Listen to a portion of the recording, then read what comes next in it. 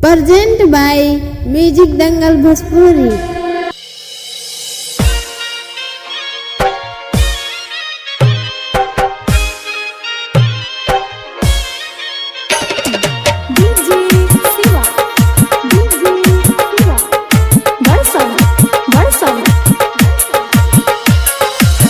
गे छौरी नाना की गे,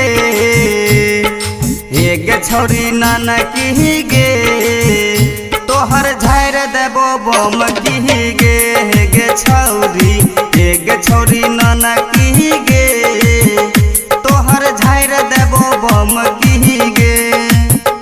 रिहाई ड्राइवर के साथ में ओकरा हेल्डिन रहे हाथ में, तू रस्ते पर मार देलही कनखी गे।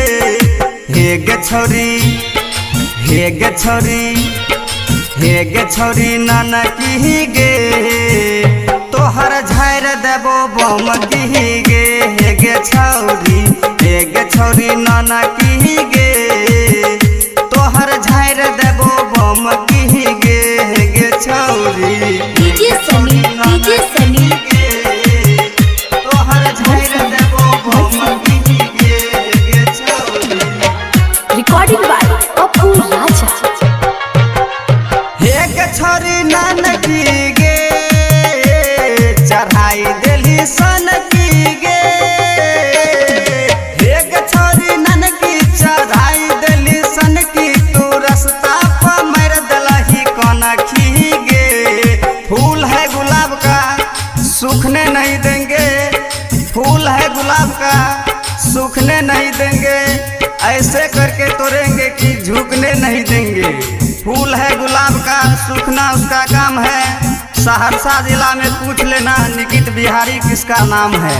छोट छोट सामान जतना करे नहीं गुमान, छोरी तोरो से नमहर छै करना की गे। गे छौरी नाना की गे,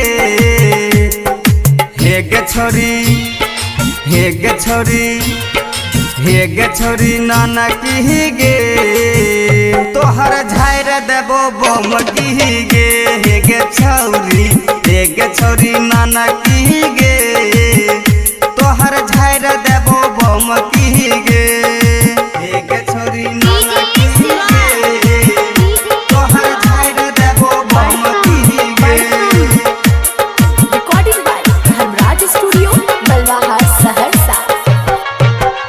निकित बिहारी गे, चल गाड़ी गे। सहरोज संगम पंजाब से धरते गाड़ी गे, दे तो तोरा बाली गे।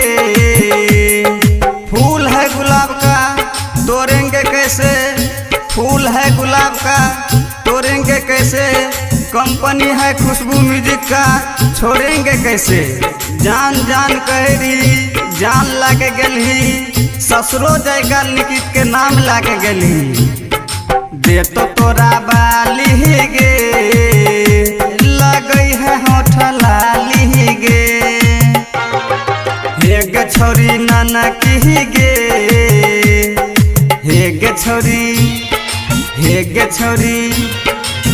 गे छौरी नाना की गे, झाड़ देबो बम की गे। गे छौरी नाना की गे, तोहर झाड़ देबो बम की गे। गे जानू धर्मराज रिकॉर्डिंग स्टूडियो बलवाहा सहरसा।